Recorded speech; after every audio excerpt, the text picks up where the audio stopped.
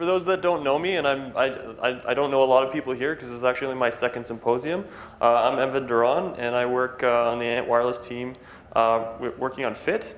I've been at Dynastream Garmin Cochrane for about just under 3 years now, and I'm going to basically give you a basic intro to FIT and talk a little bit about our roadmap and plans going forward.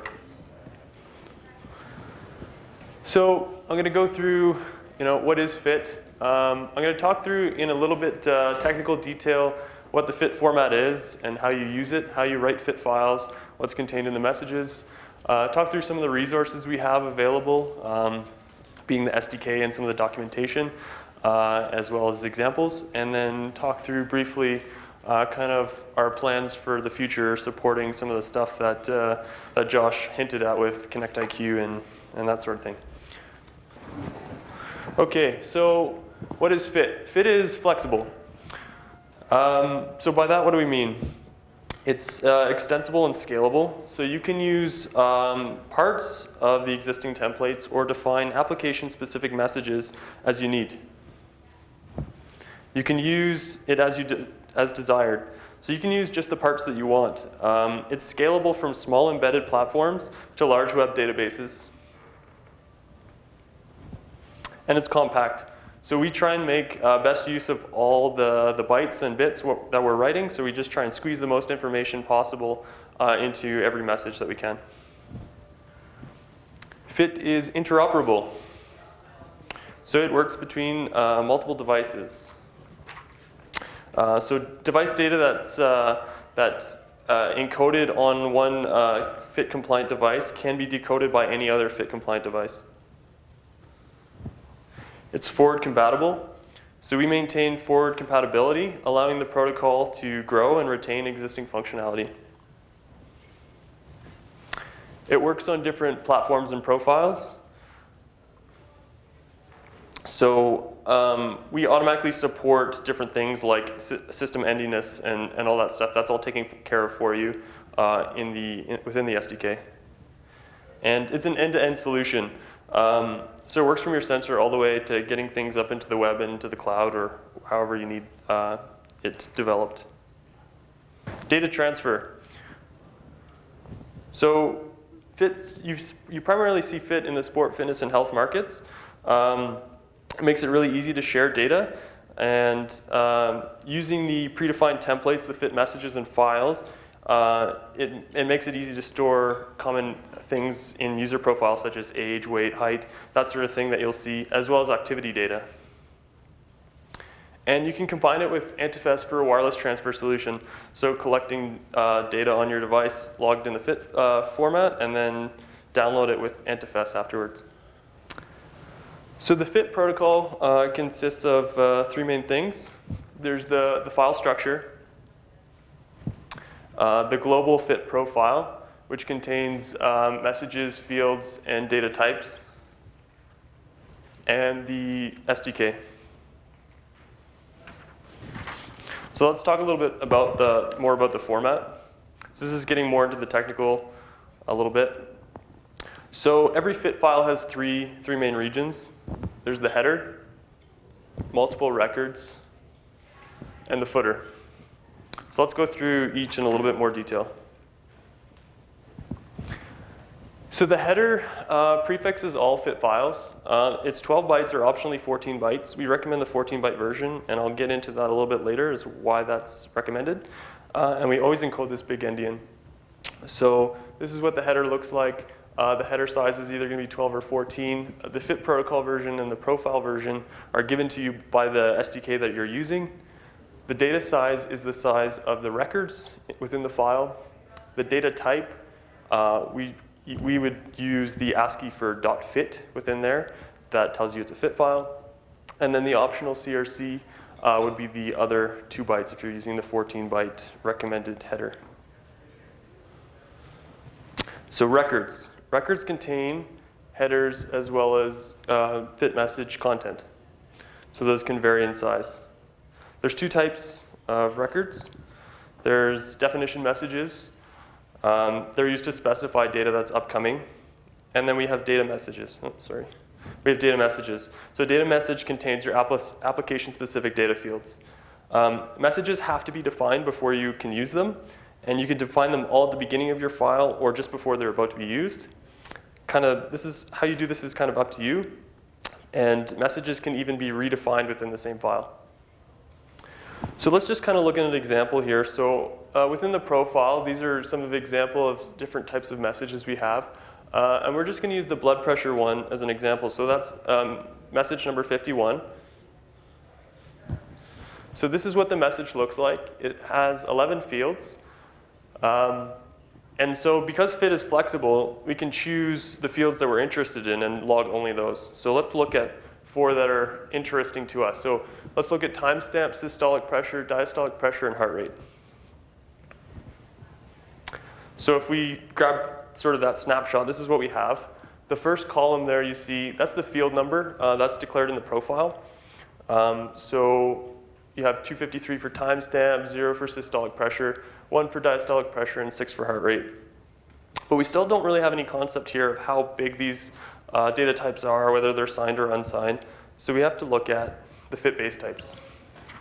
So the fit base types, we support numeric values, so floats, signed and unsigned integers, strings, which are null terminated UTF-8, enums for custom name value pairs, and the SDK also supports building any of these into arrays. The only constraint is that each field has to be less than 256 bytes in size. Okay, so now that we picked out our fields, let's add the types. So for timestamps, we're looking at a uint32 because we're going to be logging that probably in seconds. We have 2 bytes for systolic pressure, 2 bytes for diastolic pressure, and a byte for heart rate. You can also use things within fit like scaling and offsets to help keep our messages compact. So you can scale something, scale a value by 1,000, just to sort of squeeze down what we're actually logging.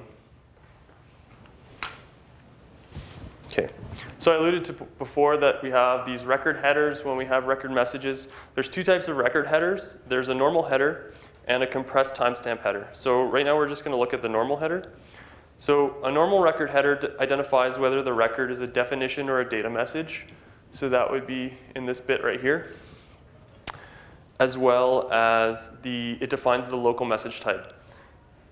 This local message type is important because it ties the global profile number to a local message type number and allows you to log messages only referencing this local message type number. Okay, so let's look at how we can log our blood pressure message. So this is what a definition message structure looks like. We have our record header, which I just touched on. So for a definition message, we'd have that bit set. And for this example, I've picked local message type 0. So the value for the definition is hex 40. We have a reserve byte, which we just set to 0. The architecture is endianness, so little endian or big endian. 0 is for little endian. Excuse me. We have the global message number, which you pull from the profile. So for blood pressure, in this case, it's 51. And then you log the number of fields that are going to be in your message. So in our case, we talked about 4 that we were interested in, so we're going to log 4 fields.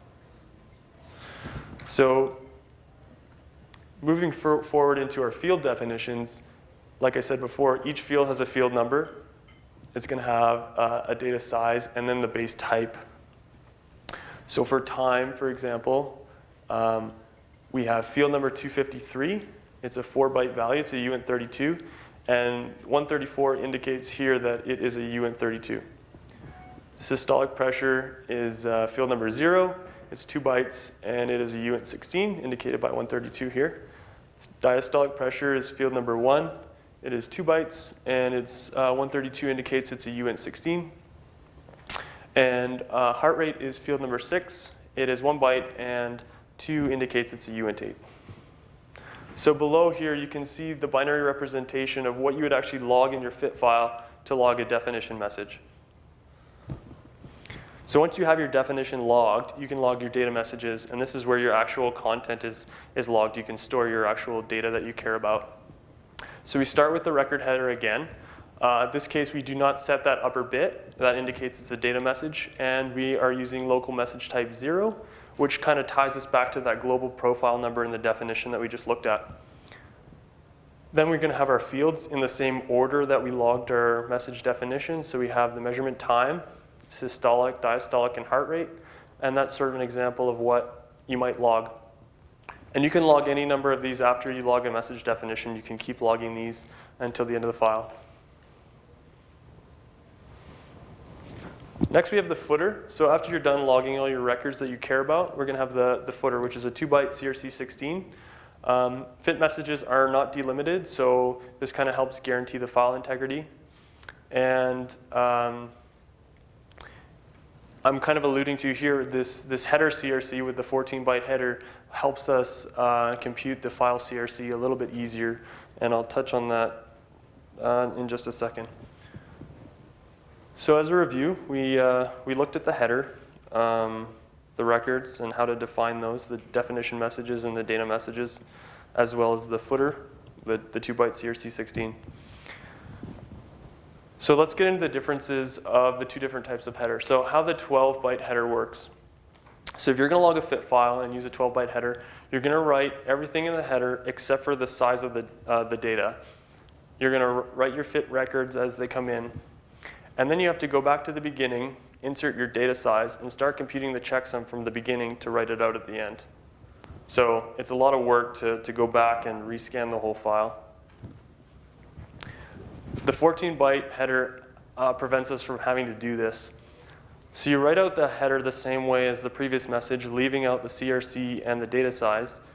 You compute the CRC as you write the records, and at that point you can write the file CRC. You go back, insert the data size, and then checksum only the header, so that the checksum, when included in this whole binary blob, this file CRC will be valid for this chunk that you originally calculated over, but this part will be it won't count because this CRC is inline. So it saves you lots of time from reprocessing the whole file. So we definitely recommend using this approach. Tools. So let's talk about some of the tools that we give to you guys to make it easier to use fit. Big one is documents. So we have our main protocol document is the fit protocol document. You can get that with the latest release on thisisant.com.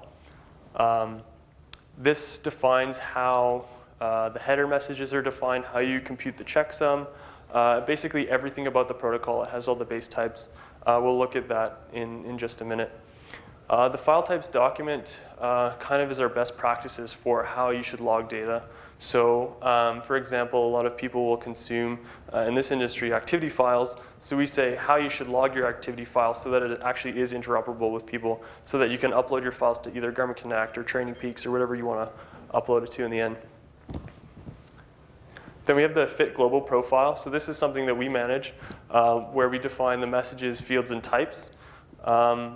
If your product has a need for things that we do not currently have in the profile, we can help you and help make fit work for you and provide the things you need, the new messaging.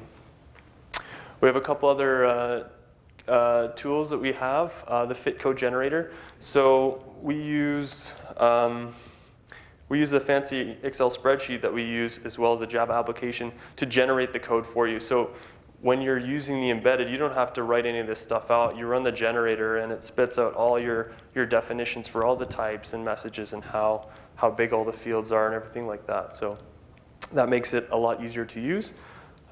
This is a really handy tool in development, the fit to CSV conversion tool. Basically, when you have these binary fit files, it allows you to convert it to CSV and look at it in ASCII and make sure your messages actually are representing what you thought you had in them. We have reference code examples for how to use the decoders and coders, as well as how you should look at the messages, and example fit files as well, and their corresponding CSV files. So you can always get the latest on the website. So let's talk a little bit more about the fit protocol document. So it has the complete format specification of the header and CRC. the primitive types, which we touched on, the message field and file formats, and there's also worked examples in there.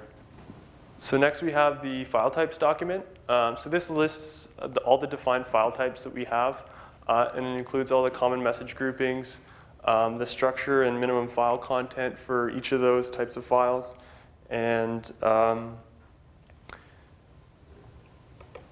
basically you can make a valid fit file with any combination of messages, but this really helps with interoperability. So following these conventions allows your devices to work well with others, with other systems. Okay, and then we have the fit profile. So this is the global fit profile. The green part here is sort of what we define. These are all the predefined messages and types that we have within the part of the SDK. We send out monthly updates for that. Usually, if you have a new manufacturer ID you want added, or if you were expecting a new field, if we've been working with you, we'll tell you when your new field would get into the public release. And then this sort of purple section, it would be your product profile. So that would be the subset of the global profile that you're using within your product. Of those predefined messages, and then kind of that little outside little bit, that would be sort of more manufacturer-specific calibration messages that you don't really need anyone else to interpret, but it's there for you within your fit file that you can actually use. So we talked about how fit is flexible and forward-thinking, and how we can handle these cases where the profile could change, or you can log subsets of messages. So let's just talk through an example, a real-life example of how fit takes care of this sort of thing. So in product profile number 1, we have a blood pressure message and a user profile message, logging age, gender, time, systolic and diastolic pressure. And then we're planning to decode it with product profile number 2, which only knows about blood pressure, systolic, diastolic, heart rate, and time. So there's an additional field, heart rate, over here. So this side knows about heart rate, and this side knows about age and gender. So let's just kind of walk through what happens. So when you decode it over here, unfortunately, these are going to get lost because this side doesn't know anything about it. The great thing is systolic, diastolic, and timestamp, they're all going to come across just fine because they both know about those fields. And then because we never logged anything about heart rate over here, it's just going to say that's invalid. So it lets you know, okay, this is still a valid fit message, but there's no valid heart rate value in there. So onto the SDK. We support C, C++, Java, and C#. So quite a few languages there. The fit code generator I touched on before. These are all great tools to get you going. We have examples, worked examples of how to encode and decode fit files. So you can pull down the SDK and start working right away, as well as example fit files. So I'm just going to kind of loop up, close up on some of the fit technical stuff I talked about, and then we'll get onto a little touch on the roadmap a little bit. So obviously, we have lots of attractive features within the fit protocol. You can customize messages or use them as is. We interoperate with many existing devices, and you can always combine with NTFS for a robust wireless transfer solution. It's a compact binary file format with just a header. You can start logging your messages right away, and then write the CRC16 at the end. And we provide you rich tools to make it easy to actually start working. So the SDK, as I said, is available in those 4 languages. There's the global fit profile with a ton of predefined messages and types for a lot of the basics are covered off there. The different file types document, which has the best practices, the standards for interoperability. And you can always go to thisisant.com for the latest. So I'm just going to touch on roadmap a little bit. We have some exciting things coming up for fit. Recently Garmin released HRM Try and HRM Swim. We're actually going to help add support so that other people can decode these files and look at the interesting heart rate after the fact. So that's coming later this month, or October, I guess. We're planning on releasing that.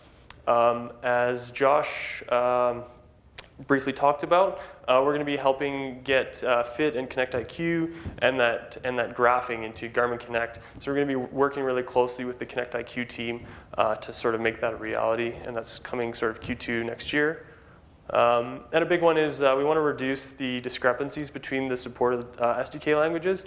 So the C SDK, we really focus on the embedded side, but these three higher level languages here, C++, Java, and C#, we want to unify the SDKs, make sure that they're all providing you with the same tools and the same functionality so that you can expect to do your job on whichever language you choose to use. And if you need something else added or you just want to talk through Fit, come talk to us. I'll be here all week, so come up, find me wherever, or I can hang around for a bit during the showcase and we can chat. Any questions? Excellent. Thanks a lot, guys. Thanks for your attention.